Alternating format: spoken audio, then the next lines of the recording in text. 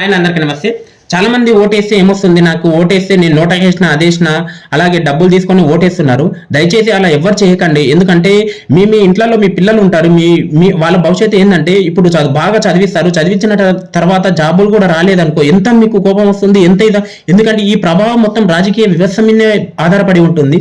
అలాగే మీ యొక్క ఓటు ఆధారం మీదే ఉంటుంది. ఎందుకంటే మనం మంచి చదువుకొని మంచిగా ఇది చేసి మనం మంచి మంచి వాళ్ళకు ఓటేసామనుకోండి, మనకి ఇక్కడ డెవలప్ అవుతుంది. ఇండియా డెవలప్ అయిపోతే మనకు ఉద్యోగ అవకాశాలు వస్తాయి. మన తెలంగాణలో కానీ ఎక్కడైనా సరే, ఇండియా మొత్తంలో ఎక్కడైనా సరే జాబులు వచ్చే అవకాశాలు. ఎందుకంటే ఎంతమంది జాబు లేక పని లేక విదేశాలలో దుబాయ్కి వెళ్ళి అక్కడ ఎంత వెట్టి చాకరీ చేస్తున్నారు. మనకి ఏం మాట్లాడడానికి ఉండదు. వాళ్ళు చెప్పిందే చేయాలి. వాళ్ళు పాస్పోర్ట్లు గుంజుకొని పెట్టుకొని మన వాళ్ళని నరక యాతన పెడతా ఉంటారు.